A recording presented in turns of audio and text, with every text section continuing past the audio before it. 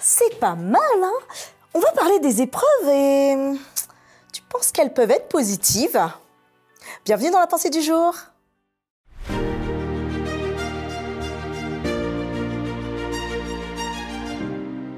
La pensée du jour se trouve dans Psaume 110, verset 1.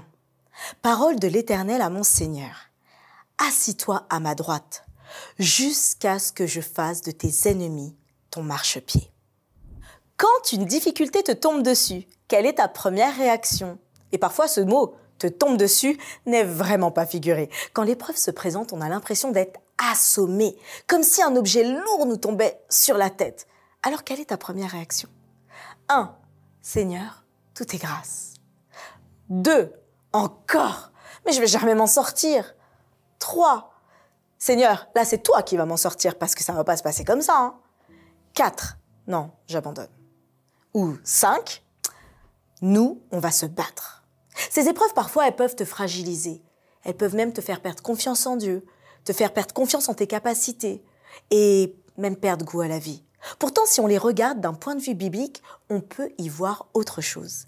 David, celui qui est connu sous le nom du roi David, celui qui a durant sa jeunesse pu combattre des lions, des ours, qui a été oint par le prophète Samuel, qui est connu des chrétiens comme des non-chrétiens d'ailleurs par David et Goliath. Il joue de la harpe, il a été chef de troupe, il est le gendre du roi Saül, lui qui était tant aimé. Lui pourtant vivra en fuite et en exil. Il connaîtra la détresse, la solitude. Il s'appuiera sur Dieu pour ne pas répondre à la colère ou à la vengeance. Il aurait pu tuer son assaillant, le roi Saül, mais non, il craint l'Éternel Dieu.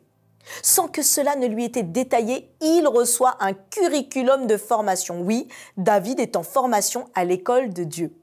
Nous découvrons tout ce par quoi David est passé en lisant les 74 psaumes qu'il a écrits sur 150. À cette école de Dieu, il est passé par comment mener une armée alors qu'on est exilé, comment former 400 sympathisants, des guerriers, à craindre Dieu et à suivre ses enseignements. Il a aussi appris la gestion du management de crise face aux imprévus, ou encore survivre en milieu hostile, ou encore principe de bienséance et us et coutumes, etc., etc. Oui, si on devait l'associer à nous aujourd'hui, notre formation, David a reçu une formation et il est dit « Assis-toi à ma droite jusqu'à ce que je fasse de tes ennemis ton marchepied ». C'est ce qu'il va dire dans son psaume. C'est ce qu'il va prophétiser. Souvent, on pense que Dieu parlait uniquement à David quand il disait cela. Mais Dieu le fortifiait pendant son temps de détresse et plus encore, il prophétisait à travers lui. Jésus citera cette même référence dans Matthieu 22, 4, 44, afin de répondre aux pharisiens sur son identité en tant que Christ.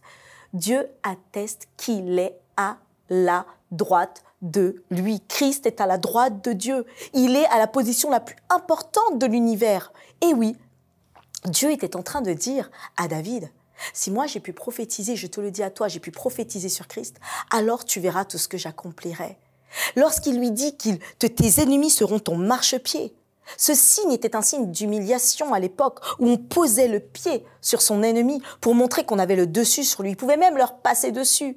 Mais toi aujourd'hui, quels que soient tes ennemis, quelles que soient tes difficultés, quel que soit ce que tu rencontres, que ce soit dans la maladie, le deuil, la souffrance, l'amitié, la famille, le couple, quel que soit ce que tu rencontres, Dieu veut te dire que ce n'est pas qu'une question d'ennemis, puisqu'il nous a été dit après d'aimer nos ennemis, mais de pouvoir traverser toutes les difficultés en sachant que Dieu est à tes côtés. Quelles que soient les difficultés que tu traverses, tout comme David, il savait qu'il était formé à la plus grande des écoles, celle de Dieu.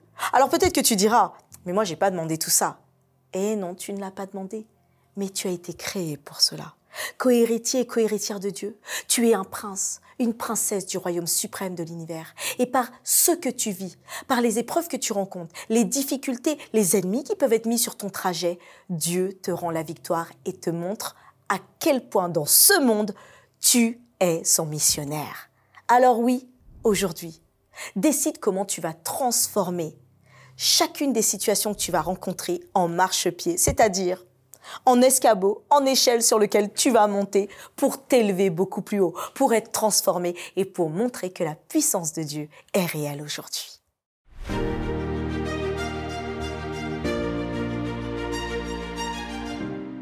Oui, elle est bien réelle et aujourd'hui, nous montons un cran supérieur pour dire à notre Dieu à quel point nous l'aimons. Alors surtout partage avec quelqu'un que tu sais en difficulté et un coucou spécial à Mélodie, à Valona, à Ansa et à tous ceux qui nous regardent. On vous aime fort. À demain pour une autre pensée du jour et mets-nous un petit pouce.